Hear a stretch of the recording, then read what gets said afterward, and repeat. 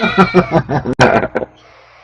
got company there in the background. Welcome. This is Peggy Harper Lee, contributor for 24/7 Modern Mom, and I am pleased today to introduce to you our first 24/7 Modern Dad. We have joining our ranks Chef Barret Beyer, and we're going to interview him in just a minute. But I just want to give you a little bit of background on him. He was a fan favorite for Hell's Kitchen season 11. Probably where you know him from, but what you may not know is that he's had a lifelong love of cooking, and he honed his professional cooking skills in the Coast Guard. So he's a military guy too. He is now the co-executive chef at 279 Bar and Grill in Plains, Pennsylvania, and you can catch up more information on him and what he's up to at chefbarretbeyer.com. We'll spell all that out for you at the end of the program. But first of all, I just want to welcome you, Barret. Thank you. Nice to be here with you today. It's a pleasure to be here. I'm the first 24/7 modern dad. I feel honored right now. This is awesome. Awesome. And who do we have in the background? Is that the reason you're a dad? Yeah, well, no, that's not my child. I'm at work right now. Oh, okay. I think the kids are coming from Alicia's side. Oh, all right. I was going to say we have reality going all over here, but that's okay. It's all good. Well, tell us a little bit about what the season was like for you. That's what everybody's going to want to know first. What is it like to be in Hell's Kitchen, and how was that for you? It's hell. I mean, it was kind of beside myself because I watched the show for so long and I kept thinking, oh, I want to get there.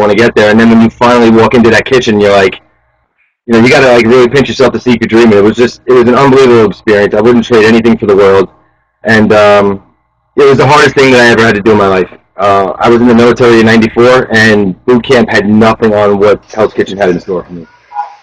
Wow, in what way? Are you talking lack of sleep? Are you just talking the pressure?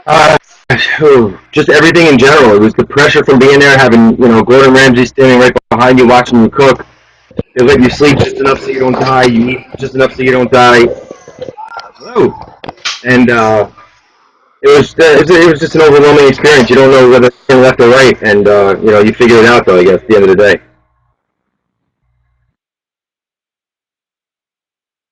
Hi. Wow, great. Welcome. So, I'm sorry, and we've got Alicia Gonzalez joining us. Alicia, can you hear us? Sorry. I don't think she can. Okay, we're just going to keep going. Okay, so We've got you back. So how did that experience change your cooking, or your ability to cook, or what? How did that experience change you as a cook? Well, when I had first gotten there, I had only been cooking for maybe a year. I was out of school, approximately 8 months when I casted for the show. I got chosen to go on, so I was kind of new to it. I always knew how to cook. I just didn't know, as far as plating, how to do things. But being there helped me learn how to set my standards up to a level where nothing leaves the kitchen unless it looks the way you need it to look. So if you need to pull back on something, and it's the person that you're feeding, that it's their experience that you need to make a great one. So at the end of the day, you have to set a bar for yourself to where you will not let anything surpass, this leaving the kitchen. So, and it helped me set standards in my career, and it's going to help me go further. Great. So more as a businessman than as necessarily as a cook. That's awesome. Yeah,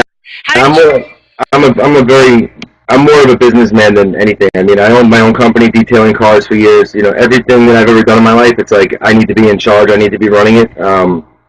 I'm not going to be working for somebody for the rest of my life. I already know that. So when the time is right and, I feel it's right within me, I'm going to, start my own business with a food truck or multiple food trucks or something. But I have a plan, and it's getting executed rather quickly. All right. Well, and it'll all unfold here. So awesome. How did it change you as a man, or as a father, as a person? It made me appreciate my family more. My daughter, me and my daughter's mother are no longer together. We split up like 5 months ago. But just being away from her for so long made me appreciate the reason why I was doing this. And I'd do anything for my daughter. She's the reason why I changed my life. When she was born, I was moving from job to job, doing mortgages, doing this, doing that, and I needed a career. And my mother said, why don't you go to culinary school? You like to cook. And I was like, let me give it a shot. I want to get on the show, and it would be a good career move. So I got into the kitchen. I just fell in love with it. It was like instant love, and I needed to provide for her. So I needed to get a career where I can consistently grow and eventually own my own business. And I finally found it. Excellent. Is that a passion you share with her? Yes. Every time, being that I only see her right now, like I live in Pennsylvania, she still lives in New York. So on my days off from work, I'll drive back to New York to see her for the 3 days that I'm off. And I've been booking a lot of appearances, a lot of cooking demos on those days because it's the only days I really have to do it. So I try to get her involved with it. It's good quality time. I get to spend time with her doing what I love, and I get to teach her something. So she really enjoys it. I enjoy it, and I don't think she's going to be a chef when she grows up. I don't want her to be, because this industry will make or break you. I mean, it's tough. It's not as easy as we make it look. But whatever she decides to do, she's going to be great at it. Awesome. Well, what's her favorite food to make with you in the kitchen? Pizza. Pizza. She likes making pizza from scratch. Yeah. What's her favorite topping? She's simple. She's like the most simple eater. Like if you give her something she's never had before, she'll look at it and be like, no, what is that? No, I don't like that. But you never had it before. No, but I don't like that. I don't like that. And I'm trying to teach her to like try new things. Listen, just try something. If you don't like it, then you don't. But you'll never know. You might surprise yourself and like it. So now she's into trying things, and she'll give it at least one shot. If she doesn't like it, then she won't eat it again. She doesn't realize what she has, does she? Not yet. Well, there's still time for that, right? Not yet. Yeah, we're still developing her palate a little bit. Yeah, well, one of the things that a lot of people struggle with, and it sounds like you're a single parent at this point, so whether you're a single parent or blended family or nuclear family, everybody's busy, and cooking is often complicated for families. Yeah. What are your thoughts on how to make it less complicated, more healthy? How do you handle it? You're right there. You're doing it. How do you handle it?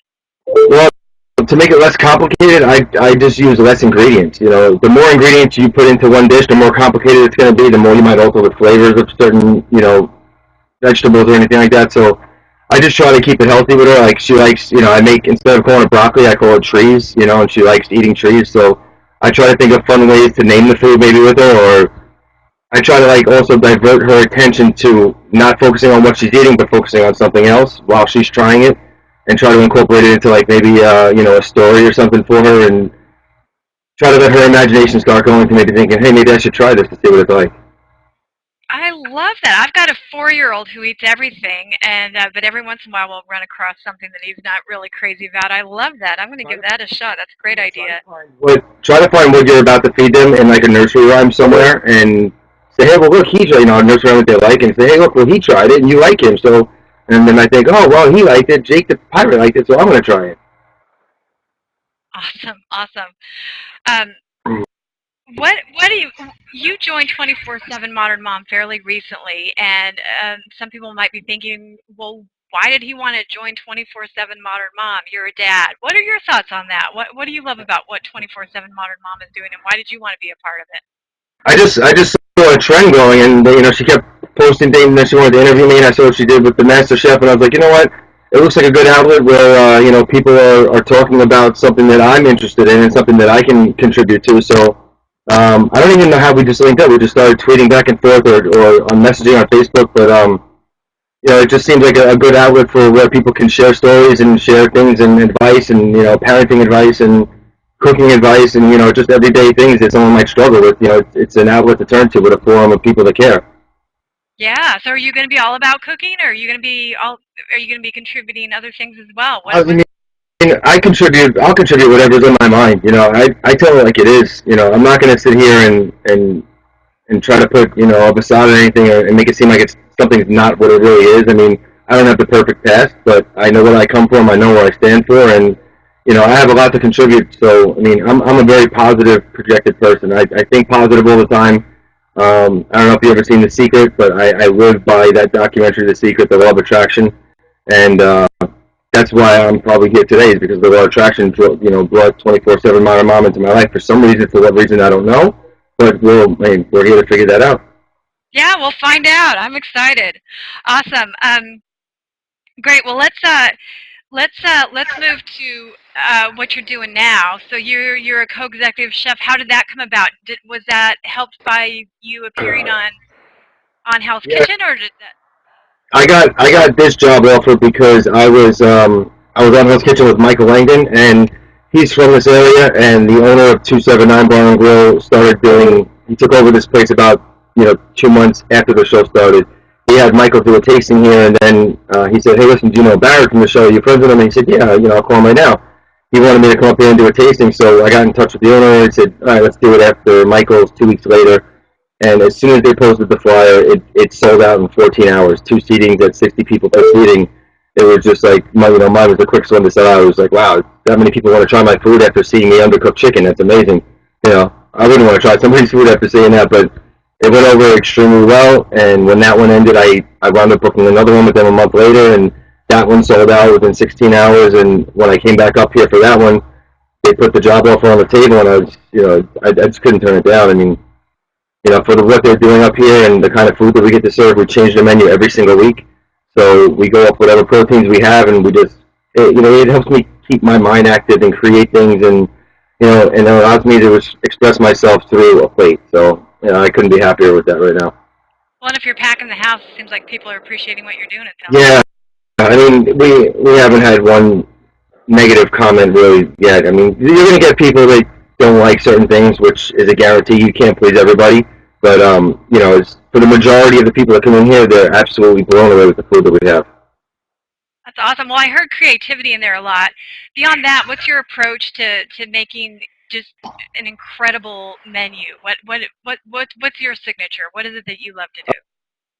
Well, my signature dish is it's been leaning towards, being that I'm so new to the industry. I don't really have a style of cooking. I just go with whatever I got. I mean, I don't really want to take on just, I'm an American Asian fusion person, or I'm a barbecue person. I want to be a man of all trades. I want to have every cuisine. I mean, so I still have a lot to learn, but yeah, I love doing it. Right now, I'm basically doing a lot of scallops, a lot of seafood. So I'm leaning towards the steak and the seafood aspect of it. I just came up with a signature dish about a month and a half ago with scallops, which I'll be actually demoing this Sunday in DC. I'm doing a live demo on the Taste of DC, which is right on Pennsylvania Avenue. There's about 40,000 people expected over the weekend to be there, and I'll be on the main stage at 3 o'clock on Sunday, so I'll be featuring that dish. It's scallops with cauliflower puree with a little wasabi and then a pepper dugas streak and roasted corn salsa. So good, clean, healthy, and delicious. I'm there. I wish. That sounds really good. Um, let's go back to parenting for a minute. You're traveling a lot. You're creating a business. You're a single dad. What's your biggest challenge? Just My biggest challenge is trying to find a balance for everything.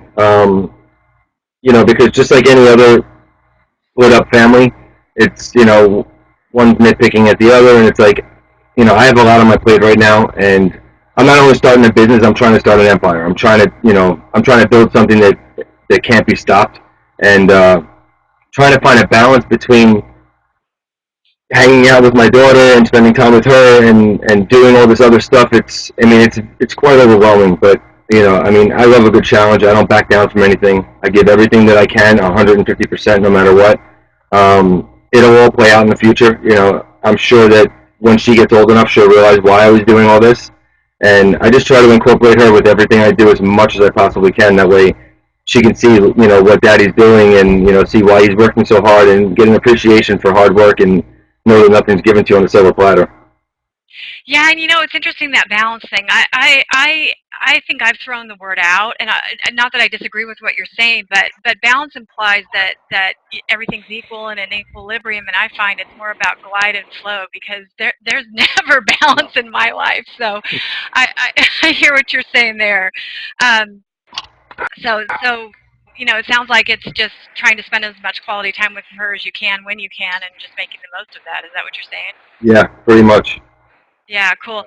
You just said that you're building an empire that can't be stopped. I got to go back to that. What do you mean by that? I don't want to give too much away, but I have such a business aspect in my brain of, I know there's a lot of things that I want to do still. Like, I want to write a book on my story of my life because of all the struggles that I've been through. And, I'll go back to what I said before. I don't have a perfect past. I mean, there's so many things in my past that I'm not proud of, but it made me who I am today. And it's putting me, the show put me on a platform now where I can put that out to the world, to say to people that aren't having a good day, or people that are in the situation that I was in 6 years ago, it's possible, man. You can turn your life around. You can you can be somebody other than what you are right now if that's what you truly want to be. You just got to work for it. So when the time is right, I mean, I'm gonna have a lot to share with the world, but it's not just right yet, and I'll know inside myself when the right time is, just like I knew the right time to change careers, and once I'm there, it's gonna blow people's minds. Do you have a working title for your book yet? Um, I keep going over a couple of different things. I'm not set in stone on anything. I want to do a play on words about what I was to what I am. Yeah. Um, Maybe that's it. Maybe that's the title, from what I was to what I am. I don't know. I mean, I keep coming up with different phrases in my head, and it all sounds good. So maybe I'll have 5 titles. I don't know. Maybe I'll Excellent. be the So, first person. yeah, well, it's never too early to start thinking about that, but I'm sure it'll change 10 times before you get it Oh yeah, published too. That's kind of how that works. But yeah. who do you want to impact with that story? I mean, it's just listening to you, I can hear your passion People that are pour out of struggling, you. Pardon? people that are struggling, people that are thinking that their life is meant to be whatever current state of moment they're in right now. People that are determined to do something but think it's not possible. People that have a passion for something but are stuck in the wrong path in life right now. Um, I want it to impact anybody that thinks that they can't accomplish something because it might be too hard or because of what other people said. Some people told them, "Oh, you can't do that; it's too hard." You know what? I strive for people to tell me that. Please tell me I can't do something. My father. It's funny because my father, a couple months ago, I said, "Hey, listen, Dad, I was thinking about doing this. I want to do that." And he goes, "No, you can't do that. It's too hard. It's gonna too much and this and that." I said, "Thank you. That's all I wanted to hear." And I don't remember what it was, but a week later I had it done. I said, "Remember you told me you couldn't do it?" He's like, "Listen, I wasn't saying you couldn't do it because I know you can, but," and I said, "But that's all I needed to hear from you. I just wanted to hear you say, don't do it because it's too hard, or don't do it because of this X, Y, and Z consequence." You know what? I know the consequences. I weigh out my pros and cons right now before I jump into anything. I don't. I used to be the person where something comes up, I jump right in, and I'm like, "Oh, why did I just do that? I wasn't ready." But now I sit back and look at the pros, the cons, what can go wrong, what can't go wrong. Okay, what can go wrong? How do I not make this, and this go wrong? Oh, I do this, and this. So it's all strategically planned on every step that I make now. So is that different from how you lived your life before? Because you're kind of talking about this before 6 years ago and then after. What were you?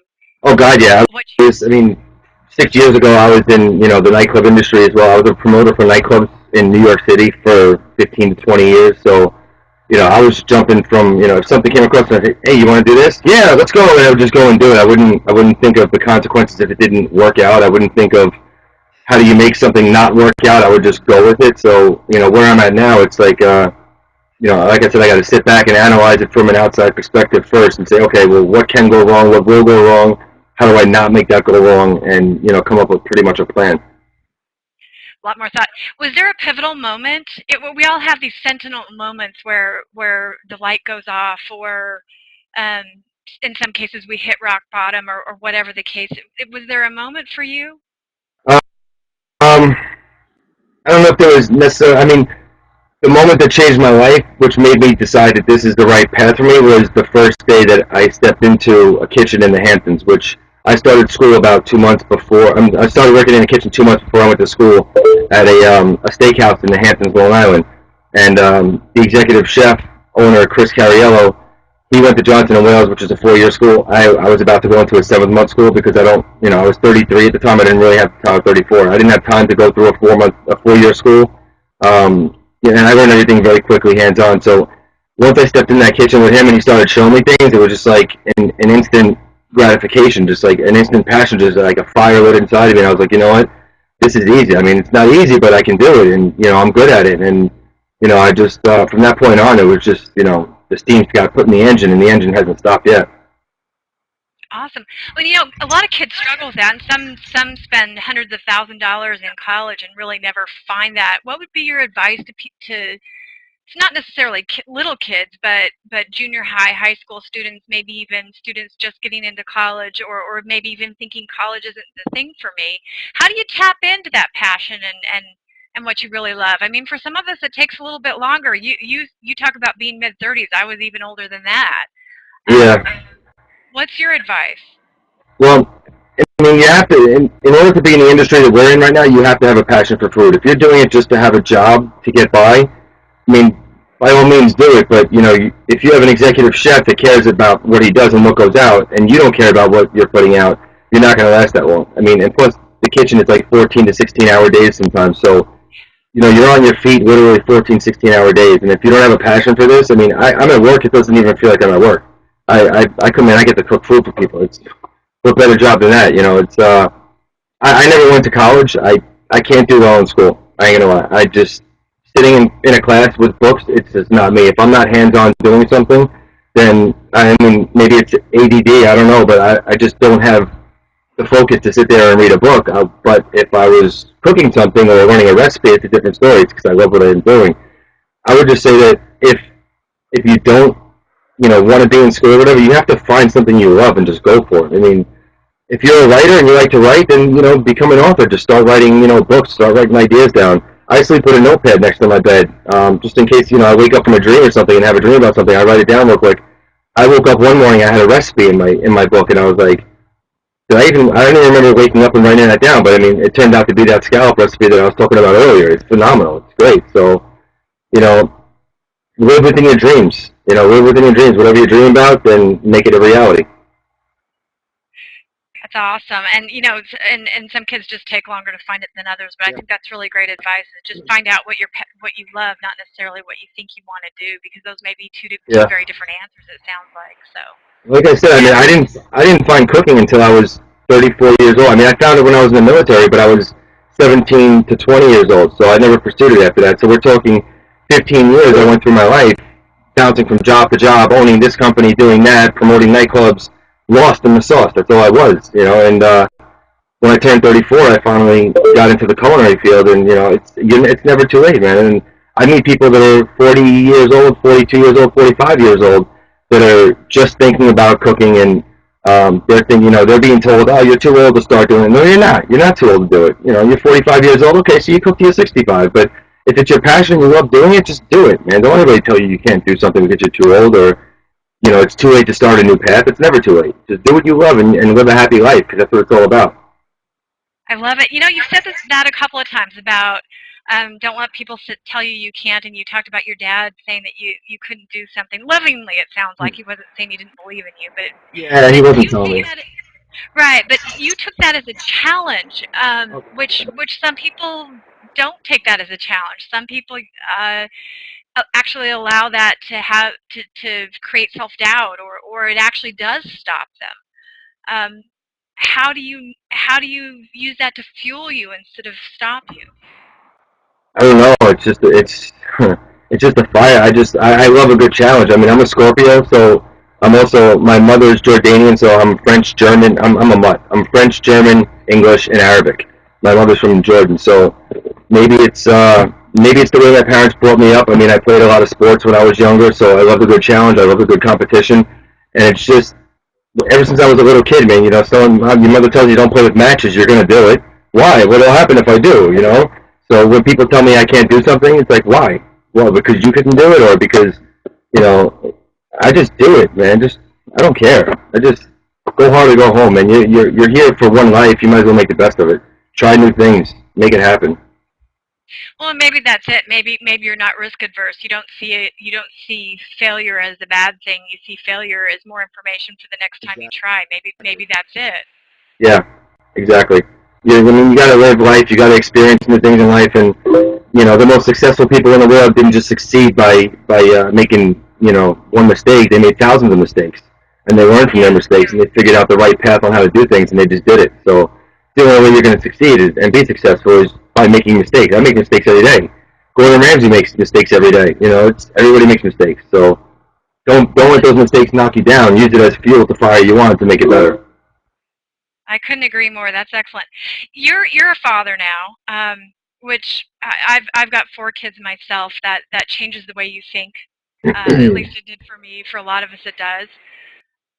What do you want to make sure she believes about herself or learns about the world? Um, because you've talked about making a lot of mistakes, and I think one of the things that we as parents, whether we made a lot or a few, Yeah. we'd like our children to not repeat some of our worst at least.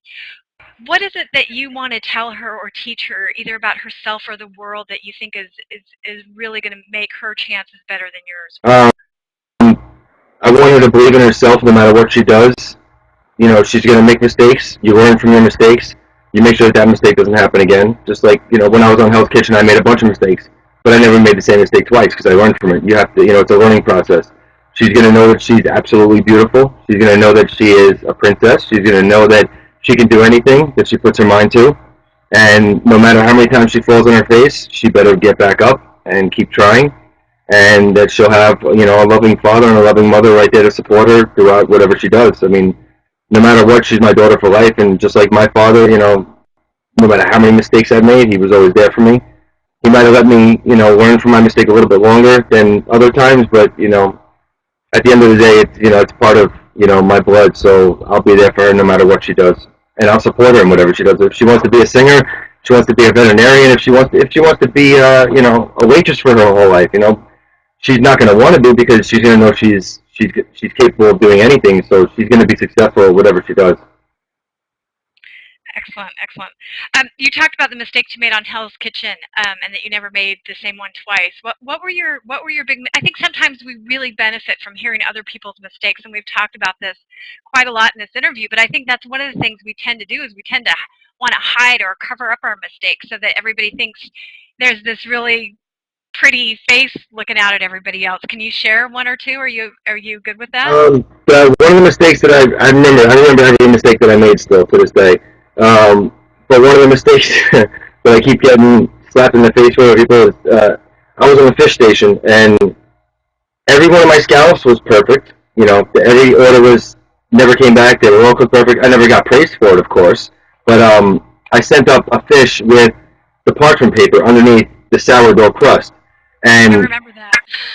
see, everybody remembers that one. Oh, you don't know how to cook fish. Well, okay, if I don't know how to cook fish, how come every piece was cooked perfect and none came back? They were cooked perfect. So think about that.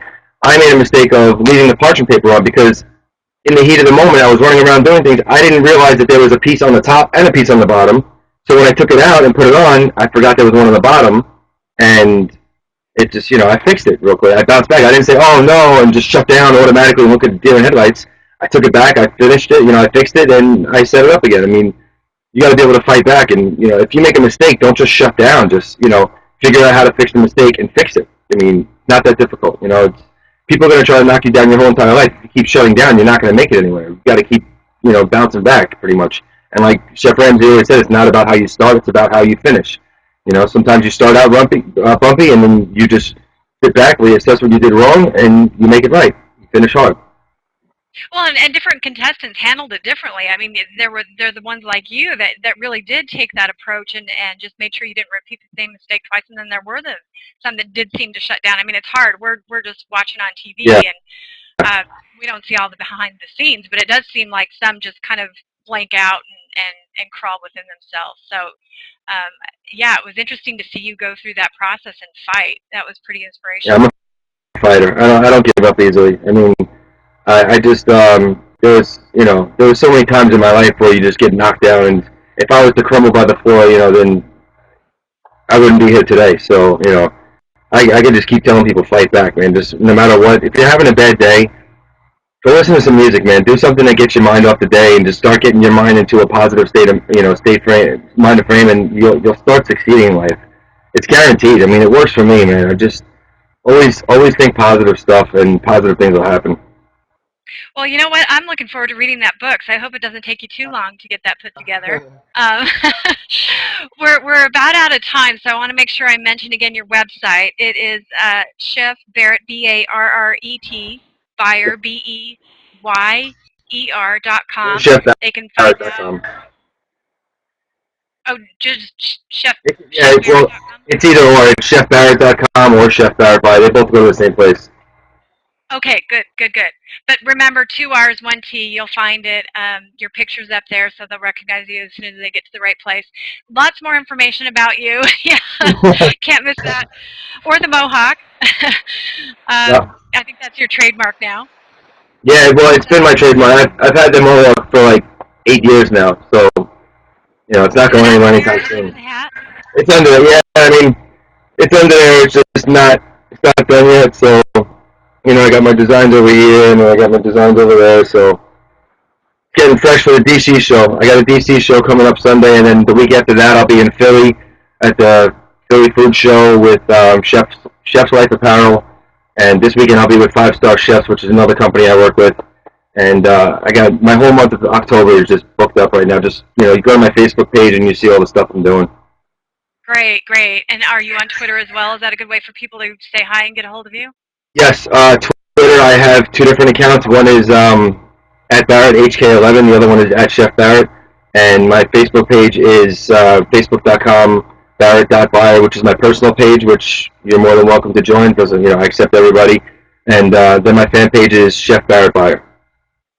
Perfect. Okay. Well, it has been a pleasure speaking with you. I admire your passion, and I love your positivity, and I think you've got a lot to share. Like I said, I can't wait for the book to come out. The Empire That Can't Be Stopped, I think, is in its early stages, and I'm right here with you as you build momentum, and I know people are going to want to know more about that and more about you, and so I just encourage them to take a look at your website, your Facebook page, and interact with you. So anything else you want to say? I love you all. My fans are phenomenal. My support group is phenomenal. It's if you're a hater, please hate harder because it's just gonna push me harder. So if you want to hate on me, by all means, go right ahead, post negative stuff because I'm only gonna make it hotter. Great, bring it on. Sounds good. Well, thank you, and I can't wait to collaborate with you at 24/7 Modern Mom and watch that empire build. And I have another recipe for you guys too. The one that I wrote down that I was dreaming about, I gave to you guys already, but I just wrote another one the other day for creamy asparagus soup, which I'll send you guys over. Perfect. All right, I'm going to sign off for now, and thank you again for joining us Thank today. you for having me. I appreciate it.